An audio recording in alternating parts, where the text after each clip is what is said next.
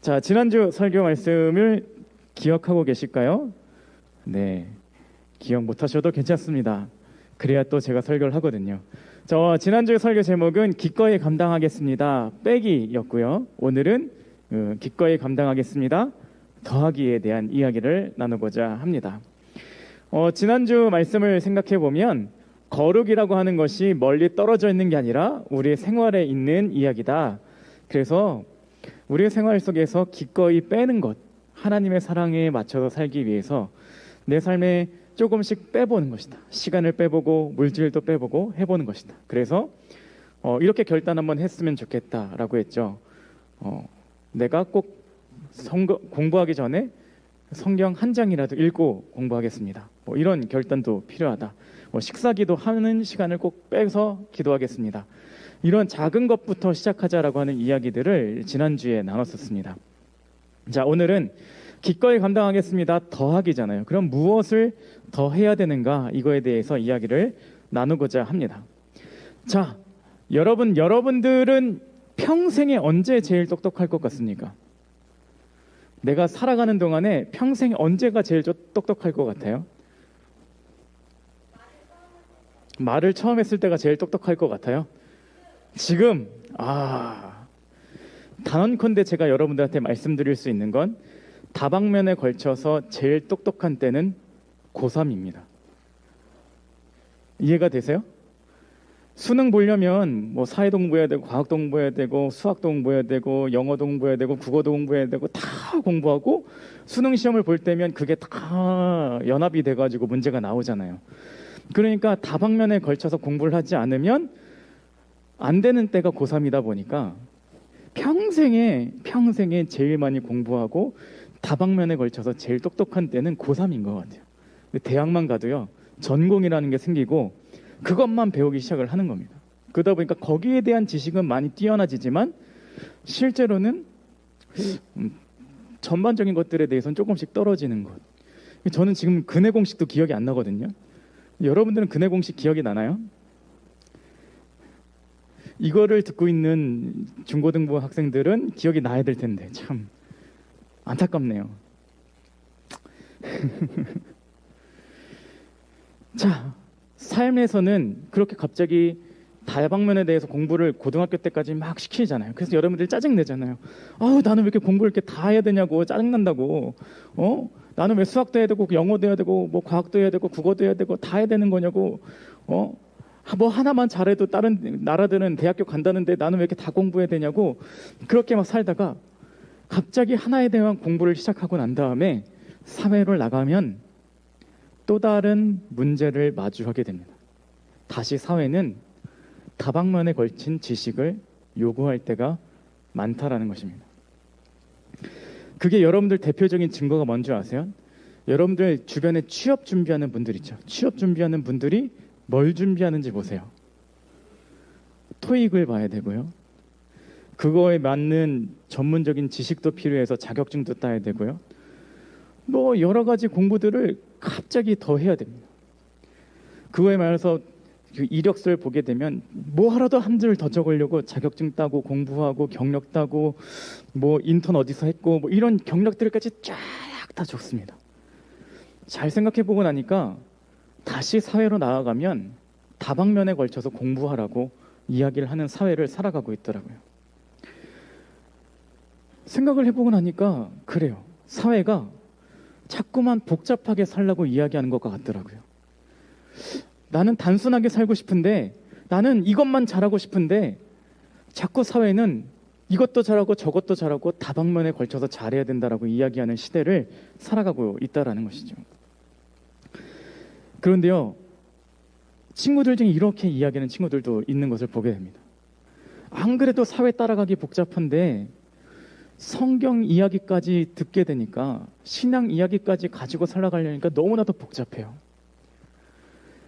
성경에서는 기꺼이 손해를 감수하라고 이야기하는데 삶에서는요, 목사님, 그렇게 살면 호구되기 딱 쉬워요 라고 하는 시대를 살아가고 있거든요. 그러다 보니까 더 혼란스럽다는 겁니다. 더 어지럽다는 겁니다. 도대체 무엇을 맞춰서 내가 살아가야 될지, 무엇을 단순하게 해서 살아가야 될지 모르겠다라는 것입니다. 복잡하게 살아갈 것을 요구하는 시대 속에서 여러분들은 어떻게 살아가야지 맞을까요? 여러분들은 어떻게 살아가야 그리스도인답게 살아가는 것일까? 오늘 본문 말씀이 이루어지고 있는 이 본문 말씀 속에서도 복잡한 일들이 펼쳐지고 있었습니다. 1절에서 오늘 4장 5절을 읽었는데요. 1절에서 3절까지 내용들을 쭉 보면요. 이런 말씀들이 쭉 적혀 있거든요. 후일에 어떤 사람들이 믿음에서 떠나 미혹하는 영과 여러분들 관심 없는 거 알아요. 그런데 잘 생각해 보면 이 말씀들이 어떤 말씀이냐면 미혹하는 사람도 있고 어떤 이상한 영과 귀신의 가르침을 가르쳐주는 사람도 있고 거짓말하는 사람들 있고 자기만 옳다고 자기 행동 따라서 살아야 된다고 강조하는 사람들도 있었다는 것입니다. 그러니까 이때 당시의 사람들이 다양한 가르침과 다양한 삶의 모습과 이런 것들을 강요받는 시대를 살아가고 있었다는 겁니다. 단순하게 예수 그리스도만 따라서 살아가는 삶을 살아가던 시대가 아니라 이 예수님을 따라서 살아가는 시대의 삶도 있고 다른 가르침, 세상적인 다른 가르침들도 많은 시대를 살아가고 있었다는 것을 알 수 있는 대목입니다. 자, 그런 가운데 4절 말씀이 나오거든요. 4절 말씀을 보면 이런 말씀이 나옵니다. 하나님께서 지으신 모든 것이 선함에 감사함으로 받으면 버릴 것이 없다. 여러분들 신앙생활하면서 여태까지 교회 생활하면서 한 번이라도 들어봤을 말씀이기도 한데요. 모든 것이 지은 것이 선함에 감사함으로 받으면 버릴 것이 없다. 이 말씀이 뭐지? 갑자기 생활 패턴들 이런 문화들이 있어요 라고 하는 이야기들이 쭉 나오다가 갑자기 감사함으로 받으면 버릴 것이 없대요. 그리고 나온 다음에 오늘 말씀이거든요. 근데 오늘 말씀도 사실 생뚱맞아요. 감사함으로 받으면 버릴 것이 없는데 갑자기 하나님의 말씀과 기도로 거룩하여진대요. 이 뭐지? 저는 이 말씀 보면서 너무나도 이 생각을 했거든요. 이게 뭐지? 라는 생각을 해보게 되었습니다. 자, 그런데 말씀을 결론적으로 쉽게 알려주면 이겁니다. 감사함으로 이 세상에 있는 것들을 받기 위해서는 말씀과 기도로 필터링하는 것이 필요합니다 라고 이야기를 하는 겁니다. 세상에는 다양한 가르침, 세상에는 다양한 이야기들이 있지만 결국에는 이 모든 것들을 내가 다 잘 받아들여서 나를 더 성장시키고 내가 하나님 앞에 살아가는 믿음의 사람으로서 살아가기 위해서 가장 필요한 필터링의 도구가 말씀과 기도라고 이야기를 하는 겁니다. 그러니까 지금 시대를 맞춰서 생각을 해보면 다양한 가르침이 있고 다양한 사회 요구들이 있지만 그 속에서도 그리스도인답게 내가 살아가는 방법은 말씀과 기도를 통하여 세상의 모든 것들을 감사함으로 받을 줄 아는 사람, 그 사람이 정말로 믿음의 사람이 될 수 있다라는 겁니다. 여러분들 피아노 한번 쳐봤어요? 네. 피아노 1, 2학년 때 막 이렇게 초등학교 1, 2학년 때 배우면 여러분들한테 공통적으로 나타나는 현상들 처음엔 재밌어. 도 1, 2, 3, 4, 1, 2, 3, 4, 1, 2, 3, 4, 5 막 이게 되게 재밌어. 그러다가 어느 순간 여러분들이 한계를 마주하게 됩니다. 그러면 피아노가 재미없어. 안 친다고 엄마한테 얘기를 합니다. 그러면 엄마가 이렇게 얘기하는 거 아니야? 찌삐리리야. 돈 비싼 돈 주고가지고 내가 지금 피아노 가르쳐주는데 너 이거 좀 한 해 만에 그러다가 막 피아노를 안 치잖아요. 그러면 다 까먹어. 그런데 억지로 그래도 피아노를 치는 사람은 지금 피아노를 가지고 뭘 할 수 있는 가능성들이 생길까요? 연주를 할 수 있는 가능성들이 생기죠. 감사해요. 자, 그런데 이 연주를 가지고 말씀과 기도로 훈련되는 사람들은 무엇을 연주할까요? 사랑의 세레나데? 혹은 찬양? 어떤 걸 연주하게 될까요? 바로 하나님을 예배할 수 있는 찬양의 반주로 쓰임받게 된다는 거죠. 이전에는 내가 모든 것들이 예전에는 내가 정말 쓸데없고 하기 싫은 것들이라고 생각을 했는데 나중에 시간을 지나고 보니까 그게 말씀과 기도를 통해서 훈련되어진 도구로 바뀌게 되면 하나님께 쓰임받을 수 있는 도구가 될 수 있다는 것이죠. 그래서 필터링이 중요한 겁니다. 말씀과 기도로 이것이 나에게 필요한 것인지 나에게 얼마나 하나님을 향한 도구로서 쓰임받을 수 있는 것들인지 다시 한번 돌이킬 수 있는 도구가 되는 것, 그것은 말씀과 기도로 바뀌게 된다는 것입니다. 그래서 오늘 우리에게 필요한 것, 기꺼이 감당하겠습니다라고 하는 것 플러스 더하기가 무엇이냐면 말씀과 기도의 필터링이 필요한 것입니다. 내가 세상을 살아가면서 수학 공식이 뭐가 필요해요? 내가 살아가면서 과학의 공식들이 이것들이 무엇이 필요합니까? 이 원소 기호들이 나에게 무슨 상관이 있습니까? 나중에 여러분들 깨닫게 되겠지만 정말 쓸데없어요. 정말 쓸데없는데, 그런데 그것들이 나중에 어떻게 쓰임받게 되는지는 하나님께서 쓰시는 방법에 따라 바뀌게 되는 거죠. 말씀과 기도를 통하여서 나에게 바뀌어진 이것들이 오로지 주님만을 향하여서 쓰임받는 도구로 살아갈 수 있도록 필터링을 계속해서 해나가는 삶이 우리에게 필요한 삶이라는 것입니다. 제가요, 요것만 하고 마칠게요. 네.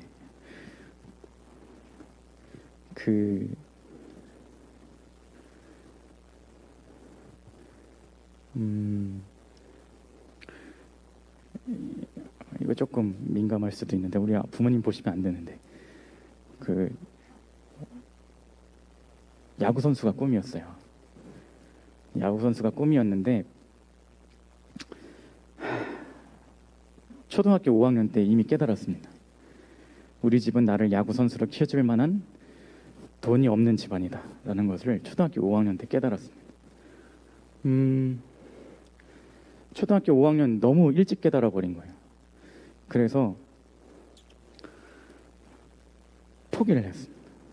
포기를 하고 아예 그 꿈은 쳐다도 보지 않았어요.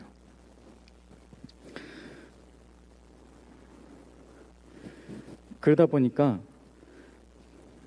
꿈이 없는 채로 살아간 지가 꽤 오랜 시간을 지나야만 했습니다. 근데 신기하죠? 어른들은요, 여러분들 같은 청소년을 만나거나 초등학교 고학년을 만나면 꼭 물어보는 게 있어요. 혁재야, 너는 이 다음에 뭐가 되고 싶니? 너의 꿈은 무엇이니? 라고 묻습니다. 여기 젊은 백성분들 몇 분 앉아 계시긴 하는데 여러분들한테도 사람들이 묻지 않아요? 뭐 하고 싶니? 너의 직업은 뭐가 하고 싶니? 나중에 뭐가 되고 싶니? 계속해서 물어보는데요. 사실 저는요, 너무 일찍 꿈을 상실하다 보니까 그 꿈 물어보는 게 너무나도 싫은 거예요. 정말로 대들고 싶을 정도로 싫었어요. 꿈 없는 사람한테 꿈 물어보는 것처럼 가혹한 게 없더라고요.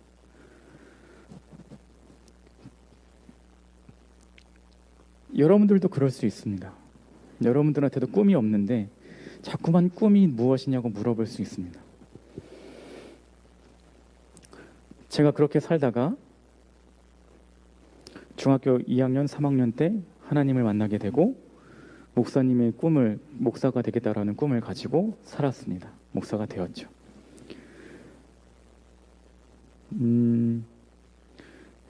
지금 와서 돌이켜 보니까 그때는 너무나도 싫었거든요. 우리 집 가난한 게 싫었고, 내가 꿈을 이룰 수 없는 게 너무나도 싫었고, 나에게 꿈을 물어보는 게 너무나도 싫었습니다. 그런데 지금 와서 생각해보고 나니까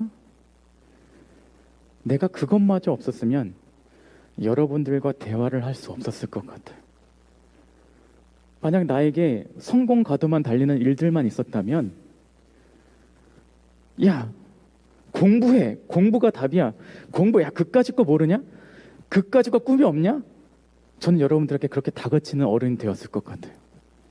그런데 내가 실패한 경험들이 있고 내가 극복하지 못할 문제들이 있었다는 사실들을 알기 때문에, 꿈이 없는 순간들이 얼마나 힘든 시간들이고 많은 것을 알기 때문에 여러분들에게 윽박지르는 어른은 되고 싶지 않다는 생각을 많이 하게 되고, 여러분들을 이해하고 여러분들과 대화하고 싶은 마음들이 저에게 생기는 것 같습니다. 저에게 그런 필터링의 도구들이 없었다면 그런 순간들이 너무나도 싫고 아프고 괴로운 순간들로만 기억이 됐을 것 같습니다. 그런데 나에게 그런 복잡한 것들을 이겨낼 수 있는 필터링의 도구, 말씀과 기도로 이제 그거는 나의 감사의 고백이 되고 여러분들을 품을 수 있는 도구라고 생각을 하게 되니까 여러분들을 같이 대화할 수 있는 귀한 도구로 바뀌게 되는 것을 보게 됩니다. 여러분들의 삶에 거룩함이 있기를 바랍니다. 거룩함은 빼는 것도 중요하고 더하는 것도 중요하더라고요. 내가 주님의 사랑을 감당하기 위해서 빼는 것 참 중요하고, 하나님의 모습으로 살기 위해서 이 세상의 것들을 받아들이고 하나님의 도구로 쓰임 받게 하기 위해서 필터링도 필요하다는 것을 깨닫게 됩니다. 여러분들의 삶에 이 말씀과 기도라고는 필터링이 장착된 사람들이 되기를 바랍니다. 그래서 때로는 나에게 아픔이 있어도, 내가 정말 남에게 보여주고 싶지 않은 상처가 있을지라도 그것이 하나님을 드러낼 수 있는, 하나님께 거룩을 드러낼 수 있는 귀한 도구가 되게 하여 주시옵소서. 나의 거룩한 도구가 되게 하여 주시옵소서. 같이 기도하며 나아가는 삶이 되었으면 좋겠습니다.